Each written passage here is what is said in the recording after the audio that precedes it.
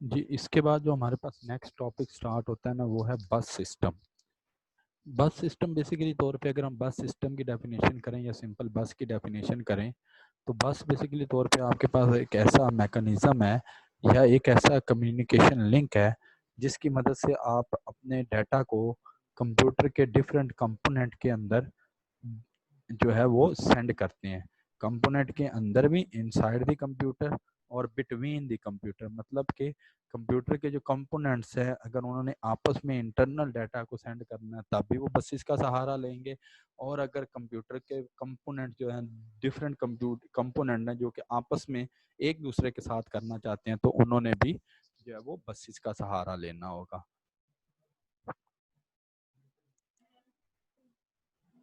ठीक हो गया। मेजर आपके पास जो है वो दो किस्म की जो है वो बसेस इस्तेमाल होती हैं। एक बस को आप नाम लेकिन जो देते हैं लास्ट डाटा स्लाइड बस में का, एक बस को आप नाम सर। देते हैं सिस्टम बस का, और एक बस को आप नाम देते हैं एक्सपेंशन बस का। सिस्टम बस जो होती है वो बेसिकली तौर पे आपके पास जो मेन कंपोनेंट है ना, उसको आपके साथ सीपीयू के साथ कनेक्ट करने के लिए इस्तेमाल होती है। जिस तरीके से आप मेमोरी को सीपीयू के साथ कनेक्ट करेंगे तो आपको सिस्टम बस की जो है वो ज़रूरत पड़ेगी। अब एक जो बस होती है ना, इस बस के अंदर ना डिफरेंट किस्म की लाइंस होती हैं। ये अगर आपको डायग्राम में कुछ क्लियर नज़र आ रहा हो तो एक बस के अंदर ना डिफरेंट किस्म की जो है वो लाइंस होती हैं। वो लाइन जो है ना वो इस चीज़ को स्पेसिफाई करती हैं कि एक बस जो है वो कितना डाटा जो है वो कैरी कर सकता है। Number of line specify the size of a bus to carry data from one component to another component. If the number of lines in a bus is high, then the number of data that can be transferred it is also high. कि अगर आपके पास number of बस की जो lines हैं उसके अंदर जो लाइंस हैं वो ज़्यादा होंगी तो डाटा हाई सेंड होगा। अगर वो लाइन कम हुई तो आपके पास डाटा जो है वो कम सेंड होगा। आमतौर के अंदर आपके पास 16 लाइंस है तो 16 लाइन का मतलब ये होता है 16 बिट की बस है। अगर 32 लाइंस है तो इसका मतलब ये है 32 बिट की बस है। तो जो बेसिकली तौर पे जो नंबर ऑफ लाइंस है ना वो इस चीज़ को रिप्रेजेंट करती हैं कि ये कितना डाटा जो है वो एक जगह से दूसरी जगह जो है वो सेंड किया जा सकता है। दो किस्म की बसेस होती हैं, सिस्टम बस होती है और एक्सपेंशन बस होती है। सिस्टम बस ने सिर्फ जो होता है सीपीयू को मेमोरी के साथ वगैरह जो है वो कनेक्ट कर देना होता है। इसी तरीके से एक्सपेंशन बस जो है ये जितनी भी आपकी फ्री फेल या पेरिफेरल डिवाइसेस हैं, आपकी पेरिफेरल डिवाइसेस को सीपीयू के साथ जो कनेक्ट करने का प्रोसेस होता है इस चीज़ को स्पेसिफाई करता है। आगे अगर हम देखें तो एक्सपेंशन बस की ना हमारे पास मेजर तीन टाइप्स आ जाती हैं। एक को आप नाम देते हैं डाटा बस का, एक को आप नाम देते हैं एड्रेस बस का, और एक को आप नाम देते हैं कंट्रोल बस का। डाटा बस की बात की जाए तो डाटा बस जो है वो कंप्यूटर के कंपोनेंट्स के दौरान डाटा को ट्रांसफ़र करती है। कि अगर आपने एक कंपोनेंट से दूसरे कंपोनेंट तक डाटा को सेंड करना चाहते हैं ना, तो उसके लिए आप डाटा बस का सहारा लेंगे।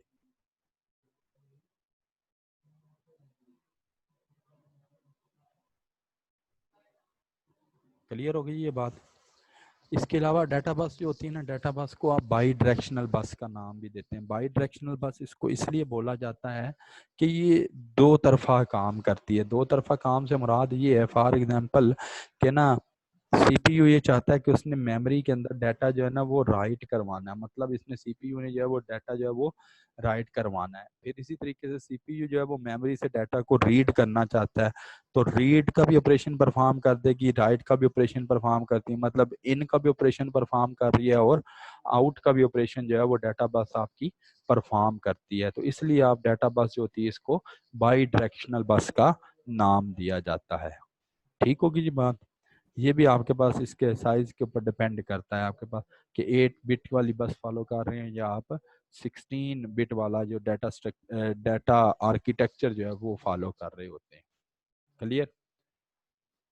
इसके बाद आता है एड्रेस बस। एड्रेस बस जो होती है ना बेसिकली तौर पे आपके कंप्यूटर के साथ जितने भी कंपोनेंट कनेक्टेड है ना, हर कंपोनेंट को ना एक यूनिक आईडी जो है वो असाइन कर दी गई है। हर कंपोनेंट की ना एक जो है वो आईडी जो है वो उसको असाइन की गई है। वो जो आईडी है ना वो उस कंपोनेंट का एड्रेस होता है। अब अगर किसी भी कंपोनेंट ने अगर आपस में अमल ट्रांसपोर्टेशन करवानी है, डाटा को एक जगह से दूसरी जगह सेंड करना है, तो वो क्या काम करेगा कि वो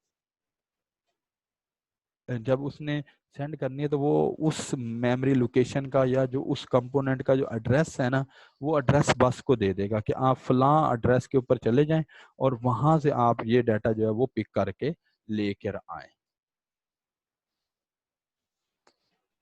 क्लियर होगी ये बात?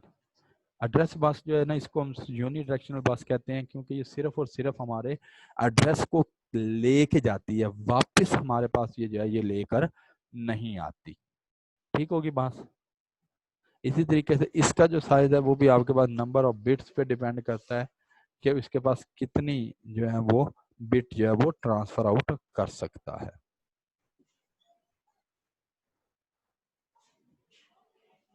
बात समझ लगी? ओके, नेक्स्ट होती है हमारे पास कंट्रोल बस।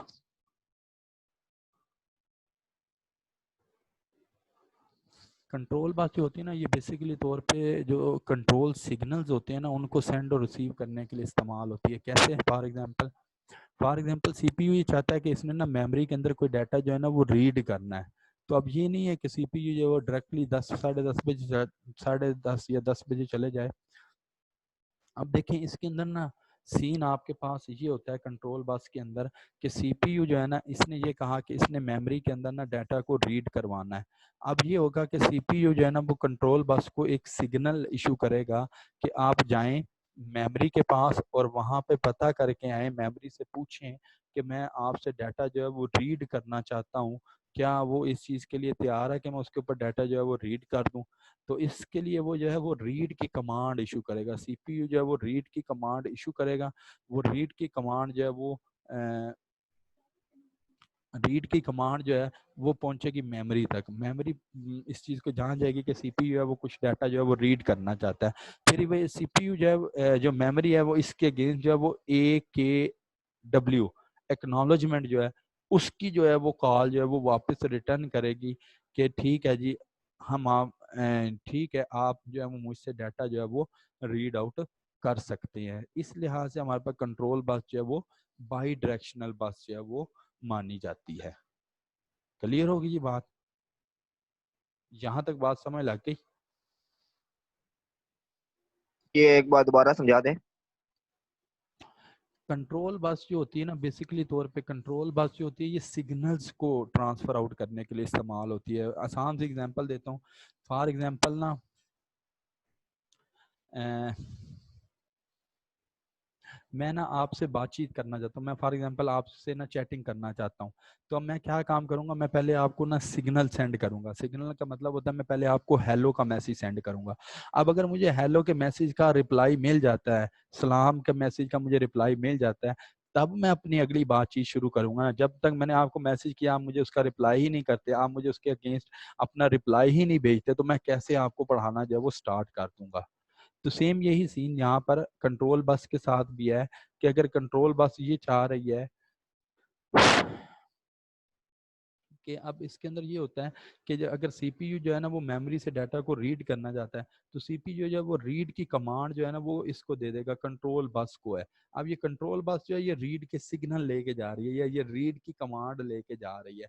ये जो रीड की कमांड है ना, ये मेमोरी तक पहुंचेगी, मेमोरी देखेगी ठीक है जी सीपीयू करना चाहता है, तो ये क्या काम करेगी, मेमोरी से एक्नॉलेजमेंट की कमांड लेके आएगी। वो जब एक्नॉलेजमेंट की कमांड सीपीयू के पास पहुंचेगी ना, तब सीपीयू को पता लग जाएगा ठीक है जी मैंने इसके ऊपर डाटा जो है वो रीड आउट करना है। ठीक होगी बात? कंट्रोल बस जो है ना वो इस ये जो सिग्नल जनरेट करता है ना, ये सिग्नल दो चीज़ों का तयन करती हैं। पहले नंबर पे ये है कि आपके पास कौन सी डिवाइस जो है वो कितनी देर तक जो है वो कंट्रोल बस को इस्तेमाल करती रहेगी, कौन सी डिवाइस जो है वो कितनी देर तक जो है इस चीज को इस्तेमाल करती रहेगी। क्लियर होगी ये बात?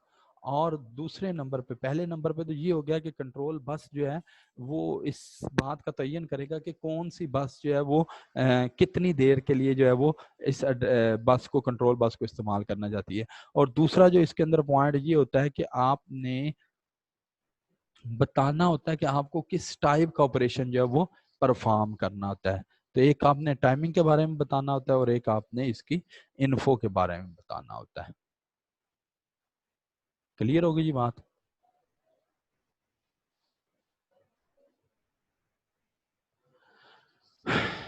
फिर इसके बाद हमारे पास आता है जी microprocessor clock. Microprocessor clock को आप ना क्लॉक रेट का भी नाम देते हैं। क्लॉक रेट से मुराद ये होता है कि वो स्पीड जिसके ऊपर जो है वो सीपीयू, नहीं आ रही। माइक्रो प्रोसेसर क्लॉक से मुराद होता है आपके पास वो स्पीड है जिसके ऊपर आपका सीपीयू जो है वो डिफरेंट किस्म की इंस्ट्रक्शंस को एग्जीक्यूट करता है। अब सीपीयू जो होता है इसको बेसिकली तौर पे कुछ स्पेसिफिक जो है ना वो क्लॉक साइकिल चाहिए होते हैं डिफरेंट पर्पजेस के लिए। तो ये जो इसकी जो होती है ना स्पीड वगैरह, सीपीयू की जो स्पीड है उसको आप मेगाहर्ट्ज या गीगाहर्ट्ज के अंदर जो है वो नापते हैं, सीपीयू की जो स्पीड होती है। क्लियर हो गई ये बात? इसी तरीके से वो ये बात करता है जैसे जैसे सीपीयू की अपनी क्लॉक होती है ना, इसी तरीके से जो आपकी बसेस है ना उनकी भी क्लॉक होनी चाहिए। क्लॉक कैसे होनी चाहिए कि आप एक्सपेंशन बस के पास भी क्लॉक होगी और सीपीयू के पास भी जो है वो क्लॉक होती है।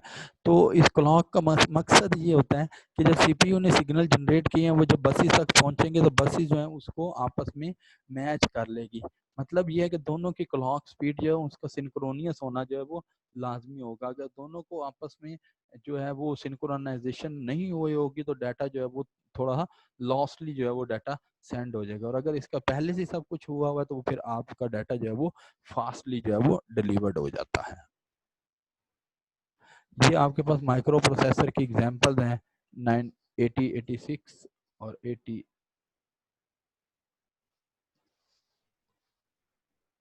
ठीक होगी ये बात?